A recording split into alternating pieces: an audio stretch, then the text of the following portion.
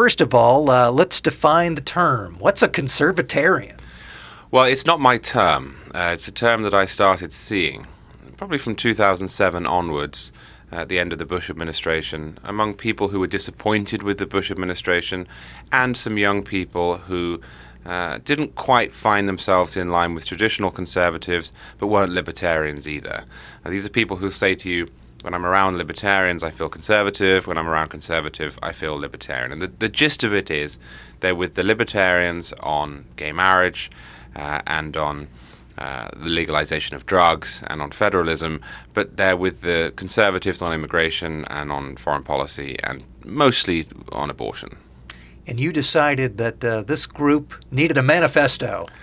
Why? Well, yes, and of course this is my attempt. This is not the last word. I'm sure I shall continue to get letters, but they are going to increasingly affect the right because younger people, for example, are in favor of gay marriage and they are in favor of marijuana legalization. And even if they call themselves a Republican or a conservative, they're in favor of those two things.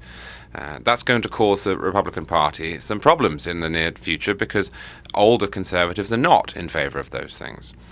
And so what I tried to do was to look at how can we move forward on the right and try to accommodate all of the various factions, not just libertarians and conservatives, but younger conservatives and older conservatives as well.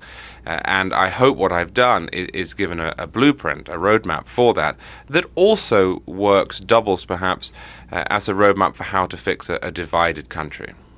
Now, one of the things that people involved in public policy debates hear quite often, and you alluded to this as well, as people who say, well, I'm fiscally conservative but socially liberal.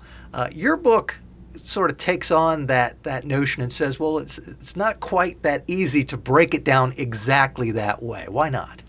Well, for a start, because the term social issues doesn't really mean anything. And this is a lazy shorthand. It's an umbrella term that we use to aggregate a number of questions that really, electorally speaking and intellectually speaking, have very little to do with one another. I mean, the question of gay marriage is a question of which of civil society's institutions will the state recognize.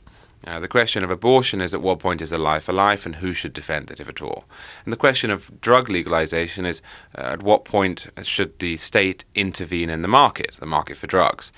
These really don't have much to do with one another intellectually. One can come up with different answers to each and stay intellectually consistent. But electorally, they're different as well. Younger people are more pro-life than they were 20 years ago. In fact, they're more pro-life than any generation except the oldest.